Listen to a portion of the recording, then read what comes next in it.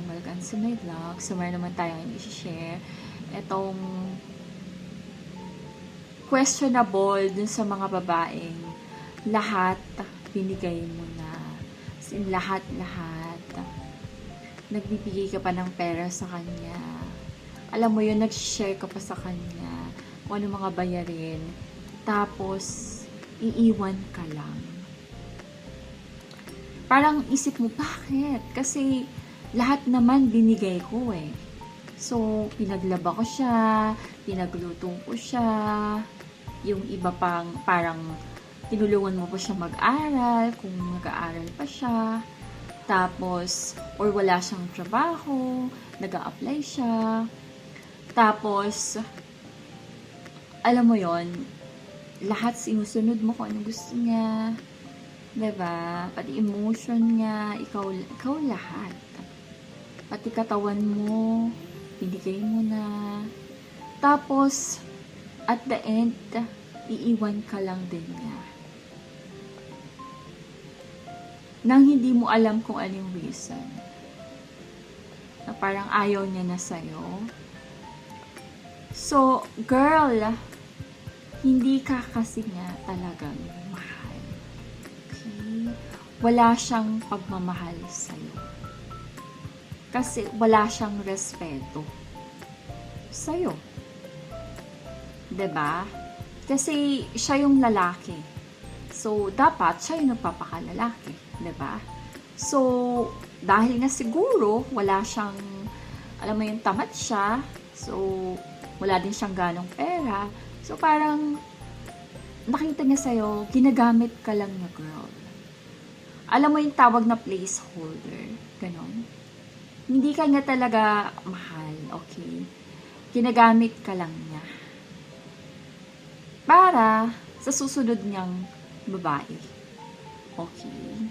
Na pag nakaangat-angat na siya, nakaahon na siya, nagkapera na siya, eh, doon na siya mapupunta sa babae talagang gusto niya.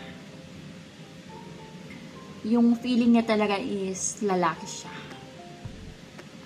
Yung talagang mahal niya. Yung talagang siya yung gagastos. So, yun yung question, yun yung totoo talagang reason is hindi ka niya mahal. Wala siyang respeto sa'yo. Kasi, madali lang talagang gawin yun, girl, ng mga lalaki. Yung iwanan ka. Pwedeng tomorrow, diba? Pwedeng next month. Alam mo yun, hindi mo alam. Kasi akala mo, mahal ka niya. Kasi, lagi siyang naglalambing sa'yo. Diba? Lagi niya sinasabi sa'yo na mahal ka. Diba? Hindi kayo nag-aaway. Happy-happy lang kayo. Pero hindi mo alam ang totoo. Na baka habang pinagsisilbihan mo siya, eh meron na siyang iba. Meron na siyang tinatago. Meron na siyang nakareserva. Diba? Kasi, yan yung ano mo eh, yan yung ginusto mo. Parang mas mahal mo yung lalaki kaysa sa sarili mo. Kaya mo siya ginagawa. Na akala mo is mahal na mahal ka niya. Kaya hindi siya umaalis. Pero ang totoo, hindi siya umaalis kasi napapakinabangan ka pa niya. Nagagamit ka pa niya. Okay?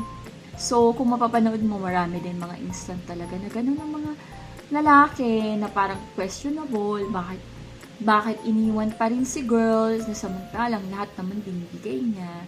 'Di ba? So, girl, kapag ganun yung ginagawa mo, expected mo na yun na ginagamit ka lang. Okay? Na akala mo ikaw lang. Parang ipuproof niya sa'yo na talagang ikaw lang. Sobrang love mo siya. Na may time na, alam mo yon, na mamanipulate ka na niya, nabibrainwash ka na. Yung mga ganun. So, girl, lesson learned na wag nang ulitin. I-make sure mo na hindi mo gagawin yan sa next relationship mo. Taasan mo yung standard mo. Kung hindi ka naman Usually kasi yung iba kasi kahit hindi naman sila maganda yung ibang babae, 'di ba? Tapos ang jowa nila pogi. Yun ang sinasabi ko, mahilig sa pogi, 'di ba? Wag ganun, girl, kasi malabo talaga 'yon. Okay? Malabong mangyari na mamahalin kayo ng ganun. Okay? Kasi ang mga lalaki is mahilig talaga din sa, alam mo na, kahit hindi super ganda, pero mahilig din sila sa maganda. Alam mo yon. So, and then, yun nga, yung din kahit hindi naman super kagandahan, pero, alam mo yun, parang na-challenge sila. Kasi nga, alam mo yon, na-challenge yun eh, di ba? Na parang, okay, tawag, parang, alam mo yun, parang kakaiba tong girl na to, parang na-challenge ako dito, parang hindi sa akin parang di desperada, 'di ba? Kasi parang yung dating kasi talaga do sa ginagawa mo is desperada ka kasi nga, 'di ba? Kasi ikaw na lumala at parang ayaw mo siyang mawala, parang ganoon, super love mo siya na kahit ikaw na yung nahihirapan, ikaw pa rin yung gumagawa, 'di ba? So girl, stop na yan sa next relationship mo, hindi dapat ganoon. Dapat sila yung nag-aasikaso, sila lahat, sila nagbabayad ng lahat ng mga bayarin mo. Okay? So, ikaw lahat masusunod. So, yun ang standard mo, girl. Okay? And then, syempre, mag-ayos ka din naman ng looks mo. Kailangan maayos ka sa sarili mo. 'Di ba? So, hindi naman pwede yung parang lang. Alam mo na yung parang yung mga wala mo lang kaayos-ayos. Yung mga ganon. So, 'di ba? Nagdedepende rin kasi ang lalaki sa looks mo. So, i-make sure mo na maayos din yung sarili mo. 'Di ba? So, alagaan mo din, okay? Self-love. Mahalin mo yung sarili mo. Okay? Self-obsess. So, yun yung dapat mo matutunan, girl. Okay?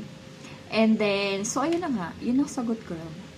Hindi ka nga mahal. Walang pagmamahal doon. So, wala naman na yung lalaki sa'yo na effort sa'yo. Lambing lang. Katawan lang din ang na-offer sa'yo ng lalaki.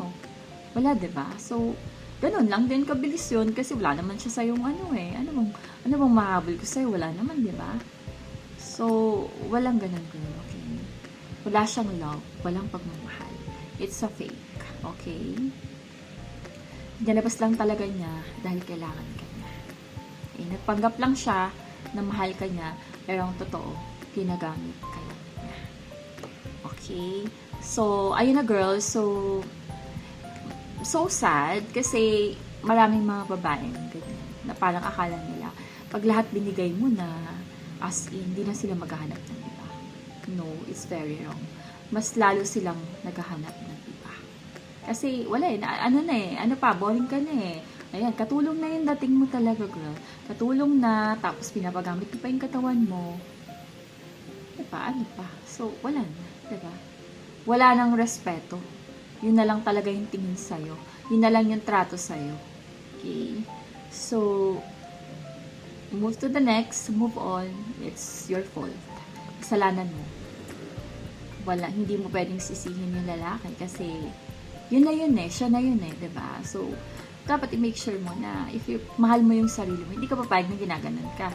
Diba? Ganun lang naman yun Mahal ko sarili ko, bakit gaganon ko? Ba't ako mag-ano? Ba't ganyan? Ba't ko susundin? Diba? Siya kayo naligaw sa akin, diba? So, bakit ko gagawin yun? Diba? So, ganun, girl, okay? So, yun lang, girl. So, make sure na, hindi mo gagawin yun. Ever.